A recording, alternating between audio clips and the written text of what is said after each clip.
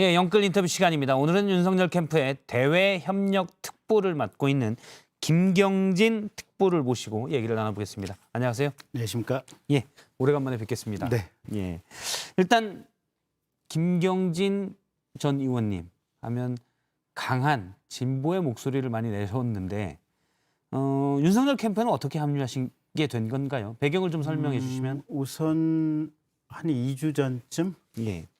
일요일 날 윤석열 후보 본인께서 저한테 전화가 왔더라고요. 그러면서 캠프에 좀 합류해서 일을 좀 해줄 수 없겠냐라고 이제 제안을 하면서 예. 그럼 제가 무슨 일을 합니까라고 여쭤봤더니 우선 후보 그러니까 윤석열 나 본인이나 또는 캠프에 대해서 비판하는 목소리가 무엇인지 그런 부분을 좀 종합해서 좀 알려달라. 그러니까 쓴소리를 좀 해달라. 예. 라는 거 하나 하고 그다음에 이제 진보 진영이라든지 또 중도 진영 사람들이 조금 우리 캠프에 부족한 것 같은데 그쪽으로 인재 영입을 할 수 있도록 조금 도와달라. 예. 그다음에 세 번째는 이제 큰 틀에서 보면 여러 직능별로 이제 조직 확장을 좀 해야 될 텐데 그 두 가지 일을 하고 조금 여유가 있으면 그 부분까지도 좀 맡아주시면 좋겠다라고 예.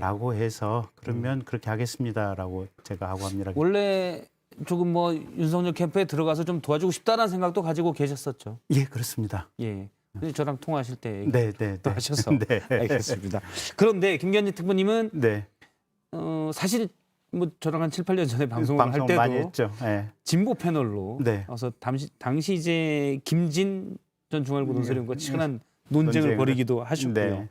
광주에서 계속 민주당 후보로 지역구 의원을 하고 싶어서 공천을 했지만 잘 안 돼서 네. 결국에는 이제 국민당 국민의당이죠. 예, 그때. 네, 당시 네. 국민의당 네. 국회의원으로 출마해서 국회의원도 지내셨습니다. 네. 윤석열 후보가 그런데 네. 보수를 강하게 주장하고 있는 네. 국민의힘에 입당을 했잖아요, 지난주에. 네. 네. 김경진 특보로서는 좀 껄끄럽지 않으십니까?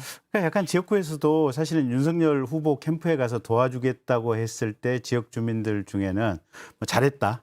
또는 네가 그리 갈지 몰랐다. 예. 뭐 여러 가지 이제 설왕설래가 있었는데 그 이후에 이제 며칠 있다가 지금 한 6일 정도 후에 이제 윤석열 후보가 이제 전격 입당을 했지 않습니까? 예. 지역에서는 저에 대해서 굉장히 좀 강한 비판이 많이 오더라고요. 이렇게 국민의힘 정당으로 입당을 하는 사람하고 정치를 네가 어떻게 같이 할 수 있느냐. 예. 넌 지금 행적이 잘못된 것이다. 이런 비판들이 많이 왔었죠.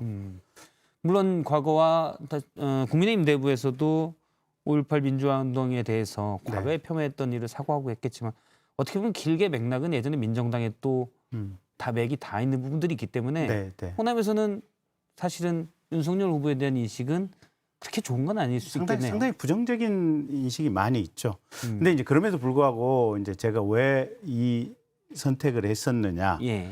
지금 현재 문재인 대통령이나 민주당이 그러면 과연 진보적인가? 예. 가장 우리가 생각하는 헌법의 기본을 지키고 있는 대통령이고 정당인가?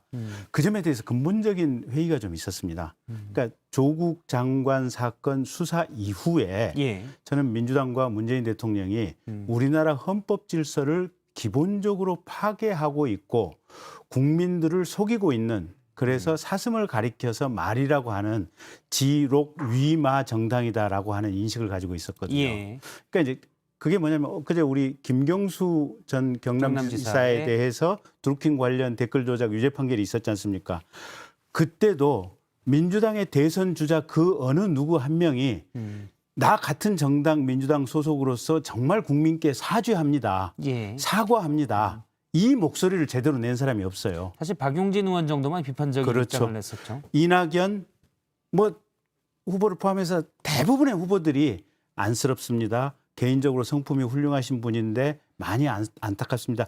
개인적인 안쓰러움을 표현을 했지. 대법원 판결이 증거에 입각했냐라는 의문도 있다라는 표현도 있었고요. 그렇죠. 그러면 도대체 이런 대통령 선거 과정에서 어마어마한 범법 행위가 있었음에 대해서 그리고 대법원에서 실형 2년이라고 하는 형이 선고됐음에도 불구하고 민주당의 대선 주자들, 민주당의 핵심들은 거기에 대해서 무슨 인식을 하고 있는가. 예. 이제 그런 지점. 거꾸로 또 하나 더 돌아가 볼까요? 조국 장관 일가와 관련해 가지고 조국 오촌 조카인 조범동 씨 있지 않습니까? 예. 거기는 1심, 2심 대법원까지 실형 4년이 선고가 됐거든요. 물론 검찰이 기소한 부분 중에 일부 무죄가 난 건 있지만 어쨌든 실형 4년이 나왔어요.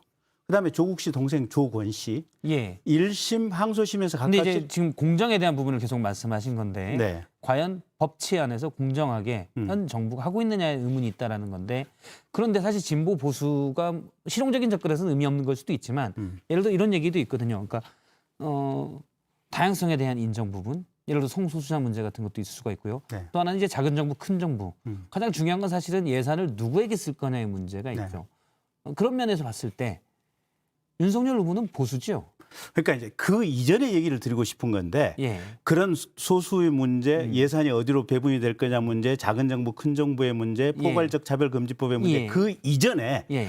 가장 기초적으로 정권을 담당하고 있는 주체가 범법 행위를 해서는 안 될 거 아니에요. 예. 범법 행위를 용인해서는 안 될 거 아니에요. 예. 지금 조국 사태 이후에 김경수 사태, 울산시장 사태 이런 사태들을 쭉 보고 있으면 이 민주당과 문재인 정부는 자신들이 하고 있는 범죄 행위에 대해서 아주 당연하게 받아들이고 예. 이게 뭐가 문제냐라는 생각과 주장을 국민들에게 하고 있다는 거예요.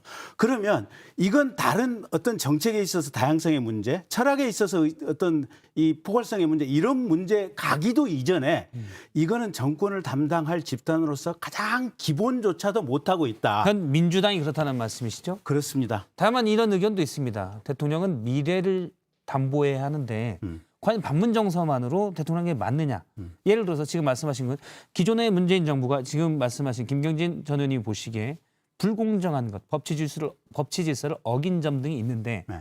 그래서 과연 정권을 맡을 자격이 있느냐라는 것도 있지만 미래를 어떻게 그려나갈 거야에 대해서는 생각을 안 해보셨다는 건가요? 아니 그러니까 최소한 그게 담보가 그게 먼저다라는 그게 말씀이신가요? 가장 기초가 된 토대 위에서 미래 정착의 방향이 있는 것이지 예. 자신들의 범죄를 다 아주 그냥 합법인 것처럼 이렇게 속이는 이 전제 법치 파괴 하에서는 그 어떤 것도 의미가 없다라고 하는 것이 이제 제 인식의 첫 출발점인 거고 김경민 의원님의 생각이신 거고요. 출발점인 거고 윤석열 후보 그러면 당신이 내세우는 정책이 뭐냐라고 했을 때 지난번에 이제 출마 선언문에 몇 가지가 있어요. 예.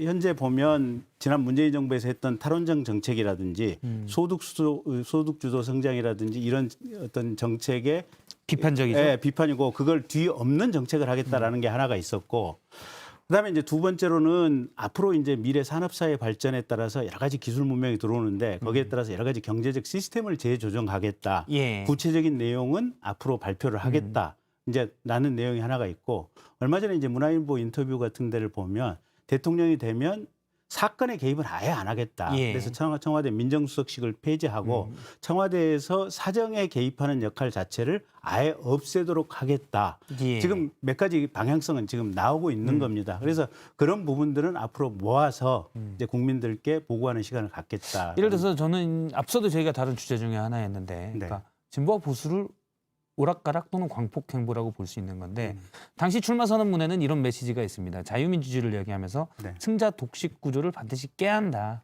이 부분에 힘을 줬거든요. 그러니까 공정이라는 부분도 그런 부분에 기회 공정의 의미에서 그런 부분을 많이 강조를 했는데 최근에 주당 120시간 노동 관련 발언. 예, 물론 이제 맥락은 그게 아니었다고 하지만 또 최근에 당시 이제 매경과의 인터뷰 맞습니다.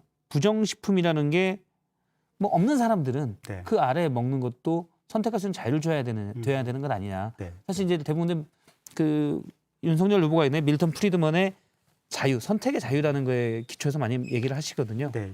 이거는 이제 승자 독식 구조를 깬다는 메시지와는 상충돼 있어서. 그러니까 이제 그거는 뭐랄까 조금의 어떤 전체적인 맥락과 뉘앙스를 가지고 이해를 하시면 될 것 같고요. 그러니까 120시간 부분은 결국은 주 52시간 제도가 들어오면서 이게 주 단위 왜 그게 주 단위로 됐느냐.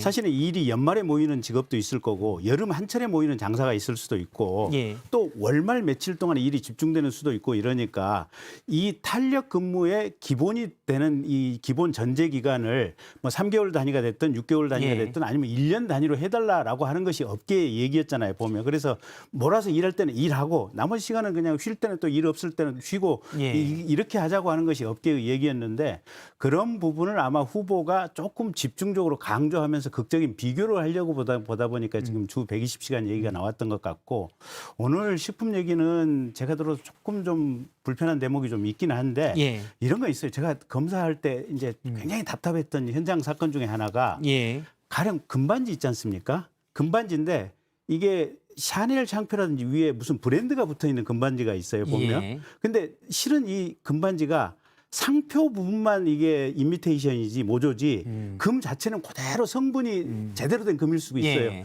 근데 이게 상표법 위반이거든요. 그럼 저희가 법 이론에 의하면 요 금반지를 그대로 압수해서 사실은 국고 귀속하는 몰수 처분을 해야 되는데 법적으로 그렇게 할 수밖에 없습니다. 예. 근데 이게 금은 진짜인데 상표 위조라고 해서 그러면 이거 하나 한 200개 압수하면 벌써 몇 억 되거든요, 보면. 예. 가게 하나 그냥 휘청휘청 망하는 건 순식간의 일입니다. 근데 야, 이게 내가 이렇게 가혹하게 법 집행을 해도 되나 그런 고민들이 굉장히 많았거든요. 예. 그러니까 윤석열 후보도 이제 그런 본인이 사례들을 얘기하다 나온 거다고 보는군요. 그런 맥락의 부정식품 연장선 발언은. 그렇다고 보시면 될 것 같습니다. 이거 하나만 좀 여쭤보겠습니다. 최재형 후보가 오늘 4일에 공식 출마 선언을 하는데요.